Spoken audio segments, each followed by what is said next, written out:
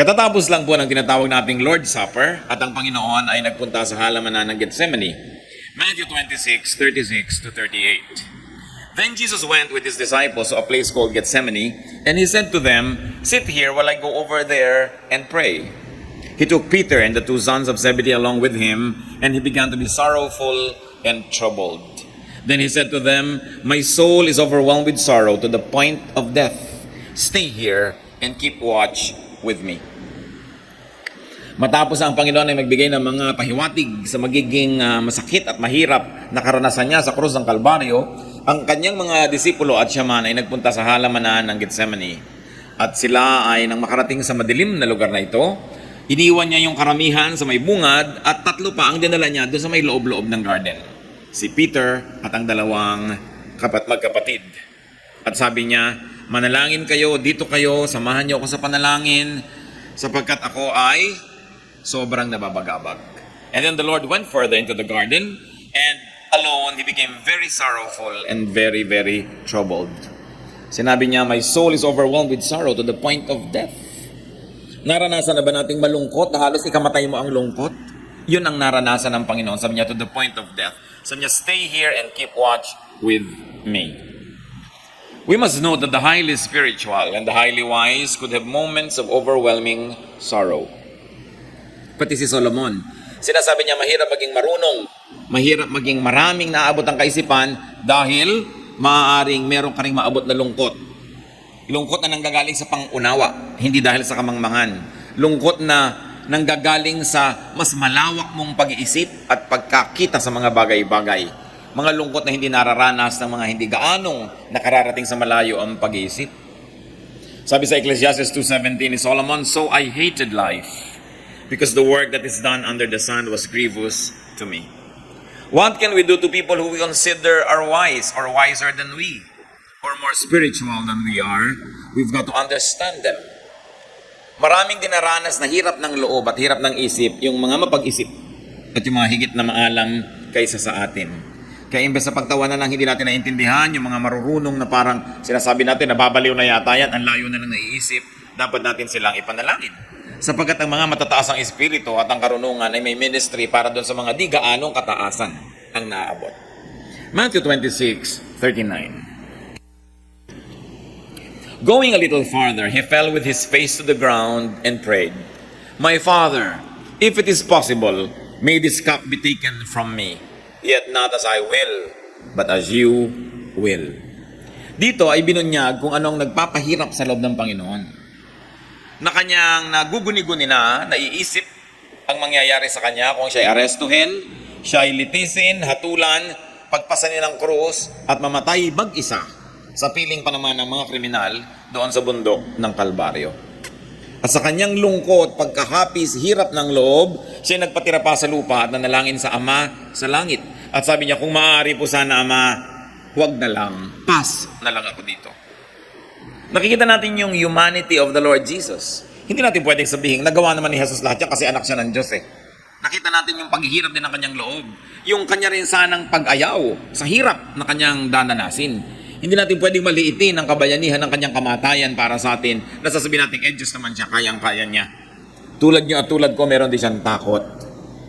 Hindi nag-iisa ang mga natatakot kasi ang Panginoon man ay inabutan ng ganitong uri ng damdamin. Na sa John 17 sinabi, pumawi siya ng dugo. Sa sobrang niyang taimtim ng pananalangin at sa sobrang ding stress ng nakaraan at ng darating pa. Pero kasunod na sentence, "Yet not as I will, but as you will." Yung kanyang pagkatao ay umiral, sinasabi niya, "Ayoko sana," pero yung pagiging masunurin sa kalooban ng Diyos sa langit ay hindi naman malayo at kasunod agad. Pero sabi niya, "Pero ganun pa man, ang nadarama ko, yung kalooban yung maganap, hindi yung kalooban ko. Ako naman ay humihiling lang kung pwede sana." It was a very sincere prayer. Kumisa naman tayo, nagdadasal na lang, binobola pa ang Diyos. Yung meron pa itinatago at meron pa papa-impress. This is a very sincere prayer. Inamin niya yung kanyang nararamdaman. But there was an unflinching submission to God's will. At yun ang isa sa mga dapat nating matutunan dito. Na bagamat totoong-totoo ang kanyang pag-ayaw sana sa hirap, pero totoong-totoo rin yung kanyang kagustuhang sumunod sa kalooban ng Ama. At alam natin kung alin ang nasunod. Hindi siya kundi sinunod niya ang kalooban ng Ama sa langit. Matthew 26:40-41. Then he turned to his disciples and found them sleeping. Could you men not keep watch with me for 1 hour? He asked Peter. Watch and pray so that you will not fall into temptation. The spirit is willing, but the body is weak. Sa kanyang pagdadalamhati, humanap sana siya ng damay sa kanyang mga disipulo, lalong-layong 3 na pinakamalapit sa kanya. Pero matapos siyang manalangin, magpatira pa sa Panginoon at mahirapan ng lubos, nung balikan niya ang kanyang mga kasama, mga tulog. Sabi niya, hindi ba naman kayo pwedeng magising at manatiling gising ng 1 oras man lang? Hindi niyo ba ako pwedeng samahan sa aking pag-iisa, sa aking dalamhati at hirap na ito? At sinabi niya kay Pedro, manalangin ka ng husto na hindi ka mabulit sa tukso. Hangad ng espiritu ang sumunod sa Diyos, pero mahina ang katawan. Mahina ang paglaban sa tukso. Ano ang mga hinarap dito ng Panginoon? Desertion. He was being deserted by His people. At least they were still there, but they were only just physically around. They were no longer spiritually with Him. Tulog nga eh. Hindi nga maunawaan ang kanyang hirap na dinaranas at tinulugan pa siya. So there was a feeling of isolation. Kung nakakaranas kayo sa hating gabi na namang problema, gising, may nararamdaman, nalulungkot, naiinip, tas tulog lahat ang kasambahay nyo na halos gusto nyong gisingin, alam ng Panginoon yun. Naranasan na niya yung isolation. Kaya ang napakasarap para sa atin ng mga anak ng Diyos, dinanas ni Jesus lahat yung dinaranas natin ngayon. Kaya lagi siya tayong nauunawa, naintindihan niya ang ating kalagayan. So there was isolation, but there was also a lot of understanding that He had for Peter and the other disciples. Kahit siya naguguluhanan, kahit siya nababagabag at naghihirap, hindi niya dinaan sa init ng ulo o galit. Naunawa pa rin niya yung kanyang mga kasama, bagamat ang mga yun ay hindi naman lubos na nakiramay sa kanya. At ang nangibabaw sa kanya, in spite of his difficulty and the forthcoming cross, was concern for Peter and the others. So niya, you pray that you might not be tempted. Though he was about to carry a cross that was the heaviest of all, he never failed to help others carry their own crosses. Sa kanyang hirap na dinaranas at daranasin pa, ang laman pa rin ng isip niya, pag-ibig sa kanyang mga disipulo, pag-unawa sa kanila. Matthew 26:42-46. He went away a second time and prayed, My Father, if it is not possible for this cup to be taken away unless I drink it, may your will be done. When he came back, he again found them sleeping because their eyes were heavy. So he left them and went away once more and prayed the 3rd time, saying the same thing. Then he returned to the disciples and said to them, Are you still sleeping and resting? Look, the hour is near, and the Son of Man is betrayed into the hands of sinners. Rise, let us go. Here comes my betrayer. So 3 beses siyang nanalangin, 3 beses siyang binalikan ng kanyang mga disipulo, 3 beses niya rin naabutang tulog. Yung unang panalangin niya, kung pwede sana, pass. Pero yung pangalawa, kung hindi po talaga pwede, then let your will be done. So there's already so much submission in the second prayer, so much more than before. And then in the third prayer. So the prayers were repetitions of the previous situation and activities. And the Lord, very, very significantly, accepted in His heart the arrival of Judas and the people who were about to arrest Him. Matthew 26:47-49. While He was still speaking, Judas, one of the 12, arrived. With him was a large crowd, armed with swords and clubs, sent from the chief priests and the elders of the people. Now the betrayer had arranged a signal with them. The one I kiss is the man. Arrest him. Going at once to Jesus, Judas said, Greetings, Rabbi, and kissed him. Alam natin itong kiss na ito. Alam ng lahat ito. Ang mga matalik pong magkakaibigan, mga magkakamag-anak, mga nagmamahalan, mga close to each other, kissed each other, even men. Sa Middle East, men kissed each other. Up to now, they kiss each other in the cheek. Kumisan, pag sobrang respect mo, you kiss the shoulder. Tayo, we kiss the hands. Basta merong kiss sila. Kaya ang masakit dito, yung kiss na dapat sana ay sagisag ng magandang pagsusunuran at pagmamahalan. Ito ang ginamit ni Judas para i-identify kung sino ang hulihin.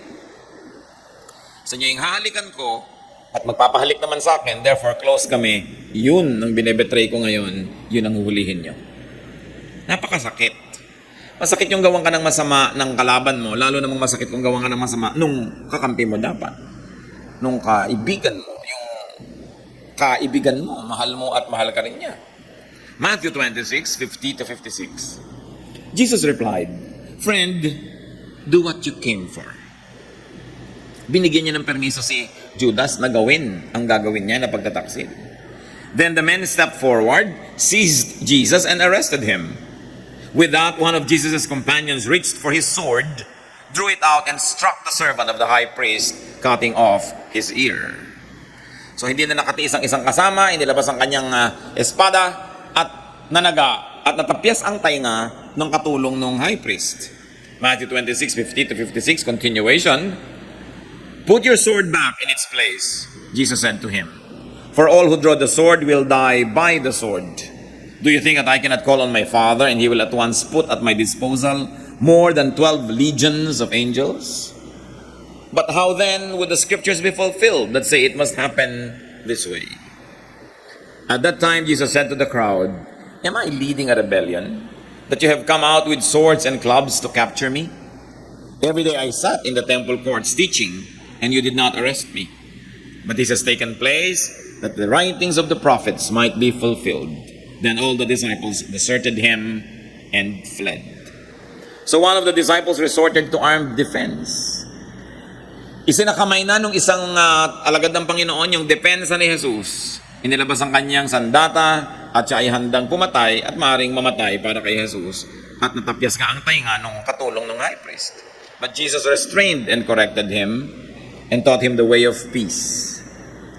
Sabi niya, sa palagay mo ba kung kailangan ko talagang ipagtanggol ang aking sarili, ay mahirap tumawag ng angaw-angaw, laksa-laksa, pagkarami-rami mga anghel, na nakahandaan dyan, tawagin ko lang, sabihin ko na lang na cancel ang project na ito. Sobrang hirap, the angels would rescue Jesus. In that difficult moment, heavenly rescue was available, but Jesus did not use it. Talagang buong puso niyang niyakap ang hirap na daranasin niya, bagamat pwede sana siyang ma-exempt. And Jesus reminded and reassured everyone of heaven's authority and power. And this is important. Pag tayo kumakaharap ng hirap, ng gulo, hindi tayo dapat magpanik na akala natin wala ng Diyos, wala ng langit, at hindi na alam ng Diyos ang nangyayari sa buhay natin. Sapagkat lagi niyang alam. At kung ang Diyos ang may padala, lalong tanggapin.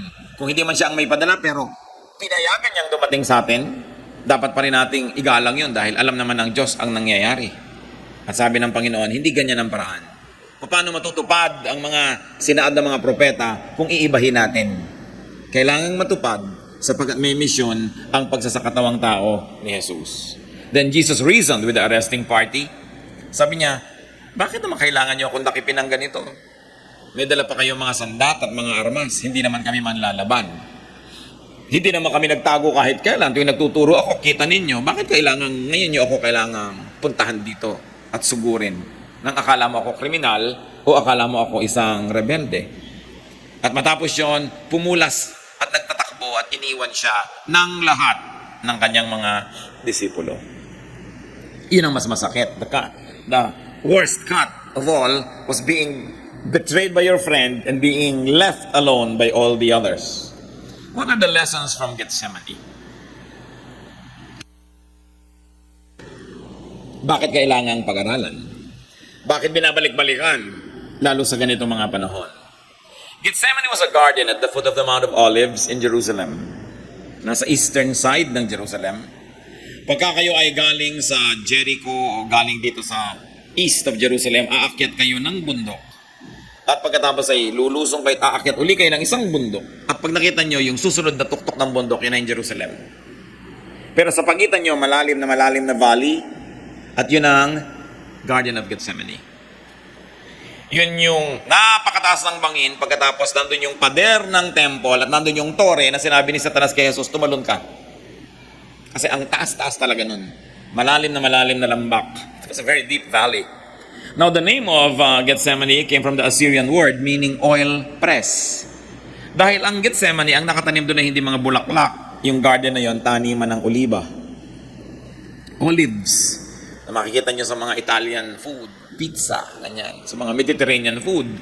Sapagkat yung olive, siya ng kanilang ginigiling, dinudurog, at kumakatas doon yung langis na olive oil.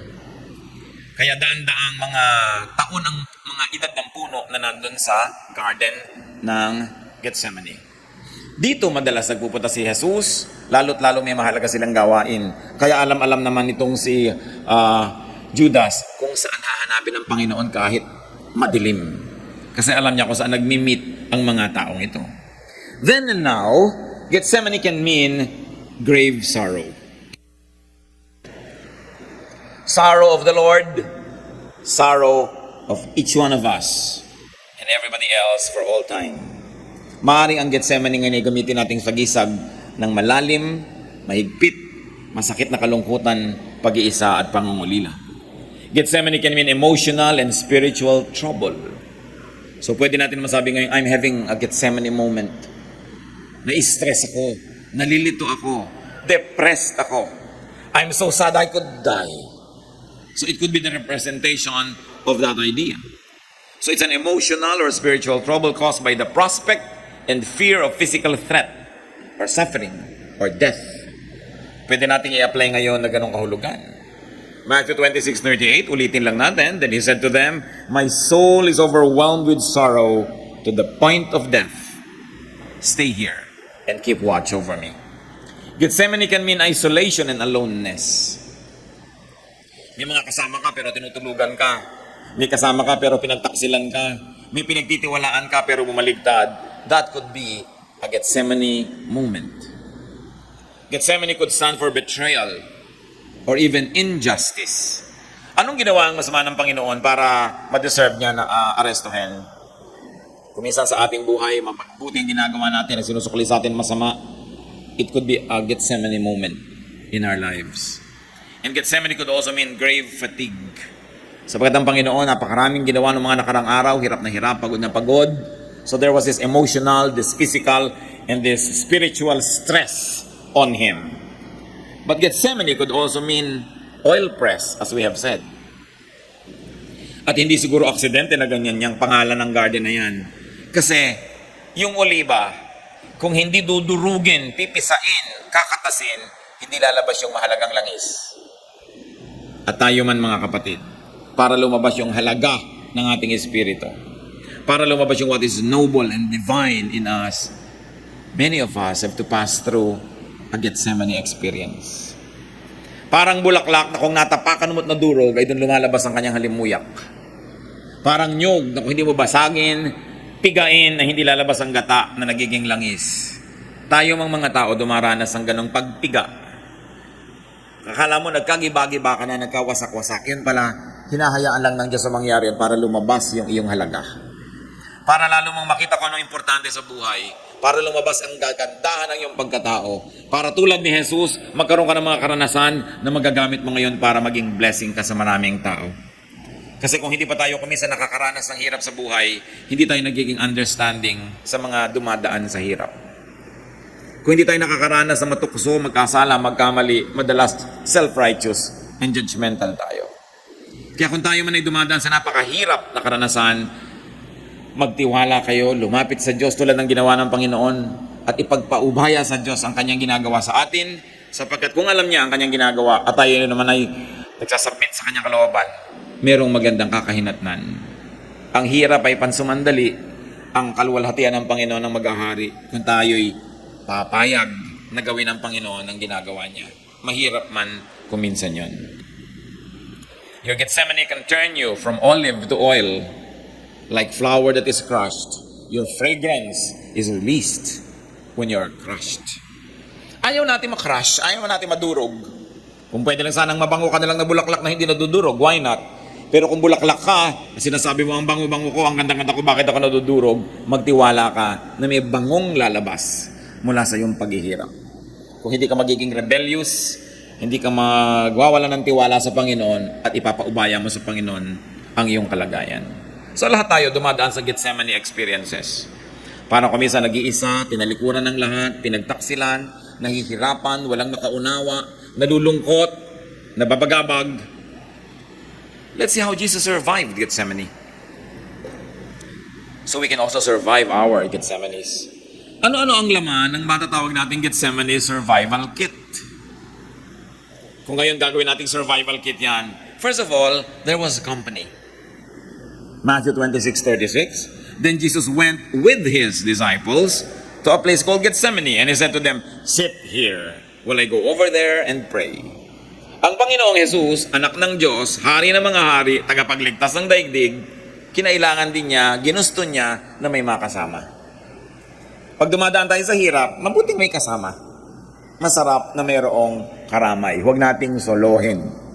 Maging ang Panginoong Jesus, sa pagbubuhat ng krus niya, may tumulong. A stranger to him, but nevertheless, even for a brief moment, the Lord was able to rest because somebody was assigned to carry the cross. So huwag tayong mapagmataas at huwag tayong maging kuminsan ay may kayabangan na sinosolo natin ang hirap natin. Friends divide our sorrow and multiply our joy. Matthew 26:38, then he said to them, "My soul is overwhelmed with sorrow to the point of death. Stay here and keep watch with me." Hindi siya nahiya, hindi siya nagalinlangan, hindi siya nagalangan na aminin sa kanyang mga kasamahan na nangangailangan siya ng company. At dapat ganun din tayo. Kung tayo nabibigatan, nahihirapan, huwag na tayong maglakas-lakasan. Minsan naglalakas-lakasan ka sa harap ng iba, pero may mga mangilan-gilan dapat na matapat ka na honest sa sinasabi mo, samahan mo ko kasi nainip ako. Samahan mo ko kasi lungkot na lungkot ako, nalilito ako, naguguluhan ako. Natutulog ka, masarap yung may nagigising ako, gising, kwentuhan mo ako. Dahil naiinip ako. Nangyayari sa atin yun paminsan-minsan. Sabi ni Solomon sa Ecclesiastes 4:9, "Two are better than one because they have a good return for their work." Mas mainam na may kasama kaysa wala. So you make and you keep friends. Importante yon, that you make and you keep friends. Even the Lord Jesus needed and wanted company. So have company, especially in Gethsemane moments. Minsan dahil may kasama tayo, may kausap tayo, nalilimutan natin yung hirap. At yung mga hirap ng loob, yung mga inip, even sometimes suicidal tendencies, hangin lang yun na dumadaan, kailangan lang makalampas na ikaw ay naiwang buo pa. Kaya kailangan pag dumadaan yung hangin na yun, may nakakapitan kami, kasama ka. And what's important, brothers and sisters, give company to people in their Gethsemane moments. Nanay mo naiinip, sige na magtiyaga ka na nagumising, kwentuhan mo na lang. Kumisan, ikwento mo nga anak yung ganon, hindi naman talaga interesado yun sa kwento, gusto lang may kausap. Gusto lang may kasama. Kahit nga putol-putol yung sentences, walang sense, nakikinig pa rin yun, kasi gusto niya may kasama. Maraming mga magulang nagagalit sa mga anak pag ginagabing umuwi. Hindi dahil mahigpit, kundi dahil namimiss kayo. Ganon din yung mga wives, galit na galit sa husband na ginagabi. Kumisan hindi lang maamin na miss na kasi kita. No? Kaya nalulungkot kasi ang tao. At tayo may pananagutan sa isa't isa. Lalong-lalo ito ay strong moment mo ngayon, dapat naghahanap ka naman ng sino kayang nalulungkot, sino kayang naiinip, sasamahan ko naman. Hindi ko maganda ang pakiramdam mo, mag-isa ka nalang matutulog, mag-enjoy ka dahil ganado ka sa buhay. Paano yung mga nalilito, yung nalulungkot? Ang mga malalakas, may ministry sa mga mahihina. Sa pagdarating ang panahon, ikaw naman yung mahina, may magmi-minister naman sa'yo. Panapanahon lang ng pangangailangan, panapanahon lang ng pagpapalit ng papel sa buhay. At very important, katulad ng sinabi nitong Panginoon na nakita niyo, tulog na naman yung mga disciple niya. There should be understanding and acceptance, like Jesus of His friends, human frailty. Kung minsan meron kang need, sobra ka nagiging demanding, dapat mo ring isipin na may kahinaan din yung tao kahit nagme-minister sa'yo. May sakit ka, nakatulog ako nagbabantay kaysa maghalit ka dyan at magsisigaw, unawain mo na pagod na siguro. Kaya ako gising kasi maghapon naman akong tulog ng tulog dahil pasyente ako, ito nagbabantay sa akin, nakakatulog, uunawain. Kasi kung minsan nangangailangan ka na ng tulong ng kapwa, dadaanin mo pa sa init ng ulo, naiinis sa'yo, lalo kang lalayasan. Wala ka lalong katulong at kasama sa buhay. So inuunawa mo. Mga kapatid, kahit tayo may karamdaman, kahit tayo nangangailangan, may pagkukunan pa rin tayo ng pangunawa kung gusto nating mangunawa at umunawa. Kung minsan lang, kung mapasyente ka, ikaw yung may sakit, akala mo entitled ka na sa lahat ng tantrum mo. Na entitled ka na sa lahat ng init ng ulo at galit. Pero kahit ka pa nangangailangan tulad ni Jesus, meron tayong pagkukunan ng kakayahang umunawa kung pipiliin nating maging maunawain. At kung hindi natin pipiliin na maging star because you are the one who deserves the attention. Accept your loved one's human failings. It's very important. Psalm 103:14, "For He knows how we are formed. He remembers that we are dust." Naaalala ng Panginoon kung paano tayo nilikha. May kakambal na lupa, yung Espiritu ng Diyos, at hindi niya nililimot. So niya ay lupa kasi, nagkasala, nagkamali, kinapos. At yung ganun pang unawa ng Diyos sa atin, hindi lang natin dapat ginagamit para tayo yung maunawaan, kundi ginagamit din natin sa pag-unawa natin sa kapwa. Kung sila yung kinakapos at sila yung nagkakamali. Another element of the Gethsemane survival kit of Jesus, prayer. Matthew 26:36, Jesus went to Gethsemane to pray. We are strongest when we are at prayer. So, paulit-ulit siyang nanalangin, hindi para ulit-ulitin yung panalangin niya para may points, kundi talagang yun ang laman ng puso niya. Kaya tuwing siya makikipag-ni-exam sa langit, yun ang nasasabi niya. It was a prayer again and again, but not the usual repetition of pagans to earn points from repetition. The Lord was repetitious because there was nothing else in His heart but what He was praying for. And you know that it was a sincere and honest prayer. What can we learn from this, brothers and sisters? That when we face a Gethsemane moment, we pray. You don't complain, you pray. Pag nag-complain ka, lalong magiging negative ang feeling mo. You don't allow fear to overtake you, you pray. And one of the things we can learn is to pray with and to pray for people in their Gethsemane moments. You can say, alam mo kapatid, wala naman ako maipayo sa'yo kasi nalilito rin ako, pero halika, mag-pray tayo. You don't always have to give wise words to people who are troubled because sometimes we don't have the wise words. You are not always wise, you are not always filled with inspiration, you are not always strong, but you can always pray with the person who needs your help. Ako rin nalilito, halika mag-pray tayo. Ako rin nangihina ngayon, halika mag-pray tayo.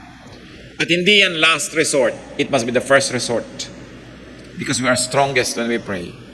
And when we pray, umaayos ang ating isip. At hindi man mabago ang sitwasyon, nababagong isip natin. Lumalakas ang ating espiritu, natatanggap natin yung hindi natin kayang baguhin, at nababago natin yung dapat at pwedeng baguhin. Another element in the survival kit is submission to God's will. Pag ikaw, kapatid, ano man ang hirap na dinaranas, tinanggap mo na pinayagan nyo ng Panginoon, lalo't alam mong yun ang gusto ng Panginoon para sa'yo, para ka siguro ituwid, o para ka i-train, para ka palakasin, pag tinanggap mo na yun, gagaan na yun. Bumibigat lang pag nilalabanan. Humihirap lang pag nakikipagtunggali tayo sa Espiritu ng Diyos. Nagkakaroon lang ng giyera kasi ayaw mo pang sumuko. Alam nyo, paano natatapos ang giyera? Pag nanalo ka na, o pag sumuko ka na. Mananalo ka ba sa Diyos? Kaya sabi ni Lord, huwag sana ama, ayoko sana, pero yung gusto niyo ang masunod. Paano naman mananalo yung son sa father? Kaya sabi niya, yung gusto mo na lang ang susundin ko. Kaya nahihirapan tayo sa mga problema natin kasi kung minsan lumalaban tayo sa alam nating gusto naman ng ama na mangyari sana sa buhay natin. Alam na na mali yung gusto mo, ipaglalaban mo pa. Gulo talaga yan. Pero matatapos ang gulo pag sumuko na tayo. Alangan namang Diyos ang sumuko sa atin, tayo dapat ang sumuko. At pag tinanggap mo na yon, gumagaan, lumuluwag. Paano natin natatanggap yung kalooban ng Diyos? This requires knowledge of God's will. Dapat alam mo kung ano ang gusto ng Diyos para sa iyo. It's important to know God's will. The knowledge of God's will is crucial so that you will be able to accept it. This requires knowledge of God, therefore it requires knowledge of the Scriptures. Dapat alam mo yung Biblia, alam mo yung mga pangako ng Diyos, alam mo yung mga salita niya. Nung siya ay gusto sanang ipaglaban ng isa niyang disciple, sabi niya sa verses 53 to 54, "Do you think I cannot call on my Father, and He will not at once put at my disposal more than 12 legions of angels? But how then would the Scriptures be fulfilled that say it must happen in this way?" So bagamat ang Panginoon ay pwedeng matuksong labanan yung nangyayari, pero sabi niya, pagka hindi natin ito pinayagang mangyari, paano matutupad yung kalooban ng Panginoon? So it is important to submit to God's will. Never forgetting that heaven knows what's going on in your life. Si Paul, meron siyang isang kapansanan o sakit o hirap na dinaranas na ilang beses siyang hiningi sa Diyos na tanggalin. Ang tawag na dito, thorn in his flesh. Pero sabi ng Diyos, hindi ko tatanggalin. Pero tinanggap na lang ni Paul. 2 Corinthians 12:9, "But God said to me, my grace is sufficient for you, For my power is made perfect in weakness. Therefore, I will boast all the more gladly about my weaknesses, so that Christ's power may rest on me. Sabi ng Panginoon, huwag ka nang humingi na tanggalin yung problema mo. Sapat ang grasya ko para dalhin mo yung problema mo all your life. Kaya sabi ni Paul, kaya ipagmamalaki ko pa ngayon tong kahinaan ko. Kasi dahil sa kahinaan ko na ito, bakit ako nakatayo pa? Dahil tinutulungan ako ng Diyos. So yung aking kahinaan nagiging patunay na ang Diyos ay nandiyan at tinutulungan ako. Kasi kung yung kahinaan ko lang nandiyan at wala yung tulong ng Diyos, matagal na ako nawala sa ministry, matagal ko na hindi kinaya. Pero nandito pa ako, hindi dahil wala akong kahinaan, kundi dahil may Diyos na tumutulong sa kahinaan ko. Kaya sabi niya, lalo kung ikagagalak ang aking mga kahinaan kung ganito, na nagiging dahilan nito para maluwalhati ang Diyos at makita ang pagkilos niya sa aking buhay. After you have prayed hard, after you have done what you could, accept God's will and accept what God allows. Change the situation or change your attitude. And in that case, you will have peace. And you will survive your Gethsemane moment. What else was in the survival kit? There was a lot of godliness and calmness and composure. May problema na nga, magpapanik ka pa. May problema na nga, dadaanin mo pa sa gulo. Ang Panginoon, nung dumating ang kanyang mga taga-aresto, tahimik niyang tinanggap yung katotohanan na yun. There was serenity in the way he faced his troubles, in the way he accepted the difficulty that was about to happen to him. Sabi niya, huwag kang lumaban. Balik mo ang iyong sandata sa kanyang lalagyan. Hindi tayo ganyan. So pagka meron po tayo mga problema, mga kapatid, what's the point in being violent? Ang anak mo biglang hindi pumasa sa exam, doon mo pa ngayon pagsasasampalin at pagbububugbugin. What will you get? Baka mapatay mo? O baka lumayas? O baka magtampo sa'yo buong buhay? Hindi naman na-solve yung problema, hindi pa rin siya papasa. At hindi magiging inspirasyon yon para pumasa siya sa darating na panahon. What's the point? Nadadaanin mo sa dahas. Let God's peace rule your life. Especially if there is so much trouble. Inaaway ka na, mga away ka pa, anong kakawian? Minura ka na, mumurahin mo rin, saan pupunta?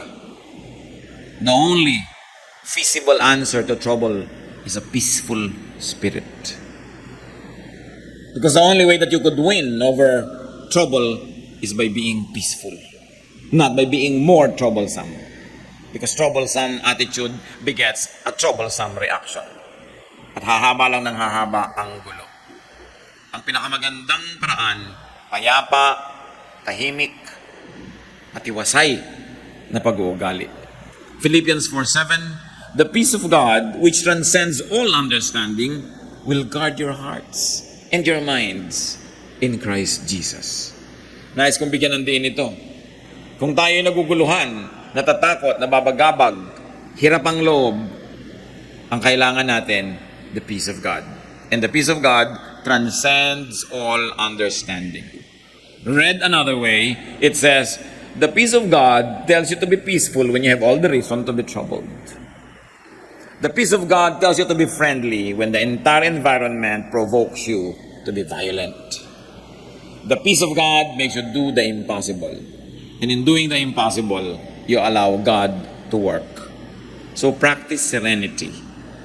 Pray for serenity. Choose serenity.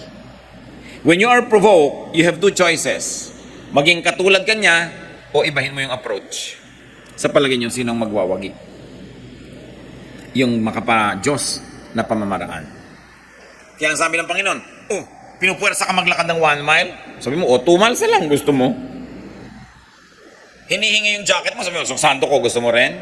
Kasi pag nakatanggal na niya lahat yung gusto niya sa'yo, ano pang kukunin niya? Wala na, tahimik na. Kaya lang kayo patuloy na nag-aaway, ayaw mo ibigay.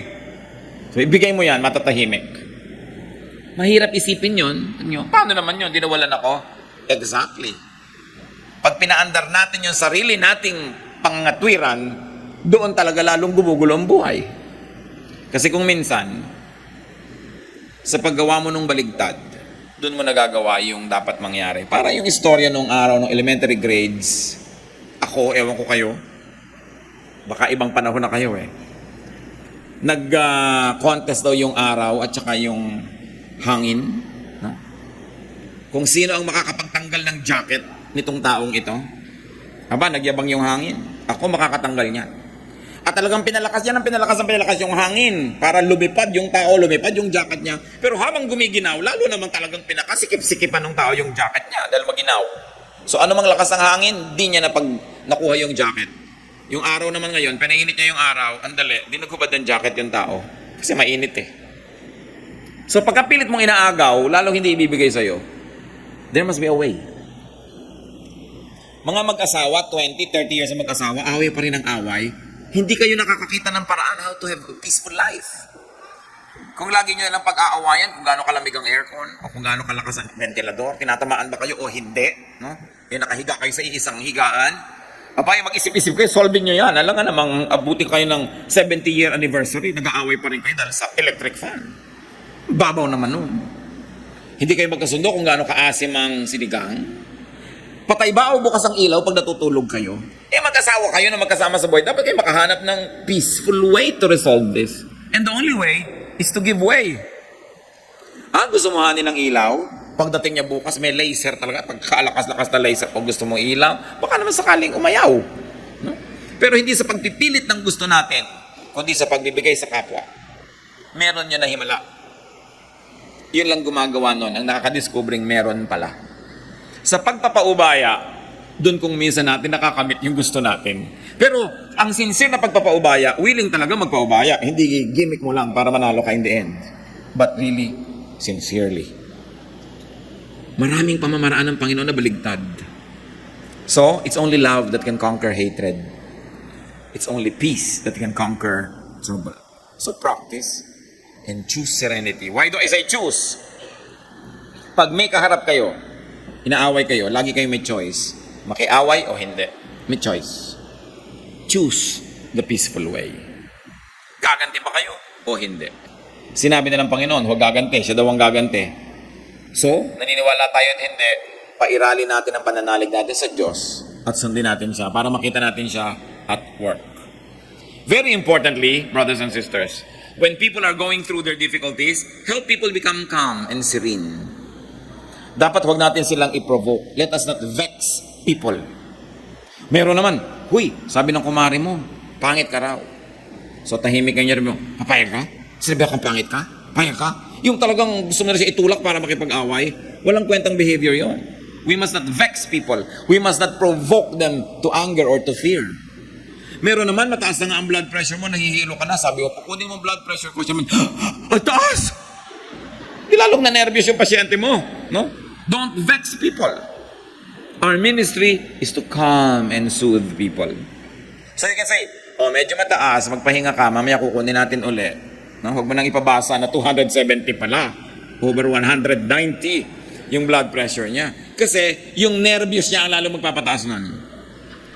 May mga therapist, sasabihin mo na, tingnan mo nga ang likod ko. Naku, kung liko, makukuba na kayo. So, lumayas ka dyan sa pagte-therapy mo, ha? Pananakot ang ginagawa mo sa buhay. Pero pa sasabihin, nakakaramdam na ba kayo na hindi na kayo makahinga? Naiipit na ba yung baga nyo? Kasi ganyan na mangyayari dyan sa inyo eh. May mga ganon health workers, hindi marunong magsalita, natatakot yung pasyente. Sa pagbibitaw, you can make people become peaceful or troubled. And remember, tayo may ministry sa isa't isa. You always choose the peaceful way. You choose the soothing and comforting way. Anong sabi sa Psalm 23? The Lord is my shepherd, I shall not want. He leads me beside still waters. He restores my soul. Napapahinga ako. Nabubuo ang loob ko kaysa masira. No? Nahihirapan ako pero pag siya ang kasama ko, gumagaan. At dapat mga kapatid, ganun ang ministry natin sa isa't isa. Kung minsan, akala mo lang yung asawa mo laging magagalitin, pero hindi mo alam kasi pala yung pamamaraan mo nakakagalit. Tapos sasabihin pa, ba't pag mga kapatid mong kasama mo, nanay mong kasama mo, ang saya-saya mo, bakit pag sakit ang sungit-sungit mo? May ganun, di ba? Teka, manalamin ka. Sabi mo, bakit kaya pagka ako ang kasama ng asawa ko, sumusungit? Pero pag kasama naman ng iba, hindi. So something's wrong with me. Napoprovoke ko siya, nagagalit ko siguro, kaya siya nagiging ganun. So sa halip tayo magtampo na magtampo, isipin mo, what do I do wrong? That turns this gentle creature into a beast pagka ako na ang pausap. na meron din tayong pananagutan sa ganyan. Dapat nating isipin. Do not vex people. Careful with your words and with your actions. Isa pang laman ng survival kit ng Panginoon sa Gethsemane is a lifelong training and discipline in spirituality. Maliit pa lang siyang bata, nag-train na. Train up a child in the way he should go. And when he is old, he will not depart from it. So sanayin natin ang sarili na maging madalanginin, na maging mapaniwalain sa mga katuruan ng Panginoon. Para kung mamimili tayo, kung magduda o maniniwala, automatically naniniwala tayo. Namimili tayo kung tayo maguguluhan o magpe-pray, automatically nagpe-pray tayo. Tumatahimik ang ating buhay. At kahit hindi natin nasimulan yan nung bata pa tayo, nothing is too late. Walang too late. So train in solitude. Learn to be comfortable with yourself and in aloneness. Kung minsan kahit gusto mong may kasama at gusto kang samahan nung gusto mong sumama sa'yo, malayo siya, may duty siya, hindi niya magagawa. So bagamat masarap na laging may kasama kung nangangailangan, pero kung wala ka na rin kasama, learn to be comfortable with yourself and learn to find solace and strength even in aloneness. Because the truth is, you are never really alone. How can you be alone when the Holy Spirit of God lives in you? How can you be alone when the Father is with you wherever you go? So nobody is really alone. Another lesson, let people have solitude. Pag ang tao namang problema, gusto mapag-isa, bigyan natin ng pagkakataon. Gusto matahimik, huwag tayong tanong ng tanong. Mga kapatid, huwag tayong tanong ng tanong. Pag hindi bino-volunteer, huwag kayong magtatanong. Halimbawa, may magte-text sa inyo alas 2 ng umaga, help me, I'm having a very grave problem, pray for me, pray for me. Tapos hindi naman sinabi kung anong isasagot nyo? What is your problem? That is vexing. That is troubling. Because probably the person doesn't want to tell you. But the person only wants to be prayed for. So yung makadiyos at dissenting tao, imbes magtanong, anong problema mo? Sabi lang, I'm with you in prayer right now. I'm praying. And then you say, I pray that God will give you strength, anchorage, guidance, faith, whatever. In other words, matatamaan na ng prayer nyo kung ano man yung kalagayan niya na hindi nyo na siya kinurner at pinilit magsabi. Kasi may mga tao gusto lang magpa-pray pero hindi nila gustong i-share kung ano yon. Respect that. Huwag kayong tanong ng tanong. Merong umiiyak, ba't ka umiiyak? Lalo na payak, ba't ka nga umiiyak? Ayaw nga sumagot, shut up. Diba? Ayaw sabihin sa'yo. Manahimik ka. Kasi may panahon para magsalita siya pag komportable na. In that case, hindi ka na nagiging agent of comfort. Nagiging ka na lang, naglalaro ka ng power. Gusto mong mapalabas para malaman mo. You know, because information is power. When you know, you think you're powerful. That's why we try to know secrets. That's why we try to know what is not being given us. So that we can have power over the person. But remember, we are going to minister, not to play power. Mahalaga na iniregalang natin yung mga ganong bagay. When people like to talk, you don't need to ask them. They will. Mag-asawa, wala yung isa, dumating. Tanong ka pa na tanong, nasan si ano? Wala na nga eh, baka nag-away. Diba, naghampasan sila ng bintana. Gusto ba sabihin pa niya sa'yo, naghampasan kami ng bintana, happy ka na? Makita mo na nga, ako na lang dumating dito, tanong ka pa ng tanong. Diba? Yung dapat yung mga tao, ilagay yung curiosity nila sa dissenting lugar. Hindi lagi nag-uurirat. So train yourself in restraint, in godliness, and in faithfulness. Luke 21:19, by standing firm, you will gain life. In Timothy 4:7, train yourself to be godly. Hindi nangyayari automatically, we have to practice. 2 Peter 1:5, make every effort to add to your faith goodness, and to goodness, knowledge, and to knowledge, self-control, and to self-control, perseverance, and to perseverance, godliness. So do not tempt and provoke people to be unrestrained. Huwag natin silang kakantiin, kikilitiin, gagalitin. Pag kinausap mo dapat ang tao, kumakalma siya. Then the Spirit of God is in you. We all face and experience our Gethsemanes. Kanya-kanya tayo ng dala sa buhay. Kanya-kanya tayo ng hinaharap ng mga hirap. Kuminsan sobrang bigat, kuminsan naman hindi masyado. Panapanahon. Learn from Jesus, who had the ultimate Gethsemane experience. Hebrews 2:19. Because he himself suffered when he was tempted, he is able to help those who are being tempted. Pag dumarating tayo sa hirap, natetempt tayo na tumalon sa ilog, maglaslas ng pulso, uminom ng lason, natetempt tayo mag-drugs, maglasing, natetempt tayo na gumawa ng something crazy just to get out of our problem. Think that Jesus went through all kinds of temptations and He understands your situation now and your great help comes from Him. Lumapit kay Jesus, magpatulong sa Kanya. At kung tayo ay dumaranas o nakaranas na ng mga hirap, meron na tayong ministry to minister to those who are just going through that difficulty right now that you have already graduated from. Let your experiences make you better, not bitter. Kailangan makatulong ka sa mga tao, kaya hindi nagkakaroon ng kawalang halaga. Kung ang mga hirap nating dinaranas ay magiging qualification natin to help people, then even the difficulties you go through can be turned by God into blessings. And we can be instruments of God. So huwag mo sabihin na hindi ko deserve ito, bakit ako nahihirapan? For all you know, God could be training you to be a good counselor. Maraming ganun eh. Sabi nga ni Lord, si Paul daw, he will suffer for my name's sake. Meron siya mga pinapayagang dumaan sa dusa. Pero may magandang dahilan. At hindi ka naman mauubusan at mawawala ng gantimpala kung hinayaan mo maging instrumento ka ng Diyos. Dahil ang Panginoong Jesus nga, na anak ng Diyos, siya mismo naging instrumento ng langit para lalo tayong maunawa ng langit na nung ang Espiritu ng Diyos nagsakatawang tao, lalong naunawa ng Diyos ang tao. Kaya may kakampi tuloy tayo ngayon. Mga kapatid, lahat ng hirap na dinanas natin, dapat maging dahilan para maging kakampi tayo ng mga naghihirap sa kasalukuyan. That you are now able to understand, therefore you're qualified to help, not to condemn, not to judge, and not to say you're better because you passed through this difficulty with better marks and better grades. But your difficulties, especially the past ones, should now turn you into a more compassionate person.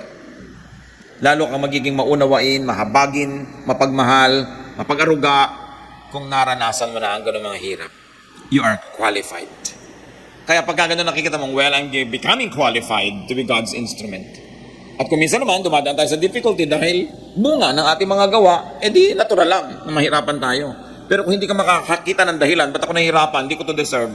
Jesus never deserved Gethsemane. But He went through it.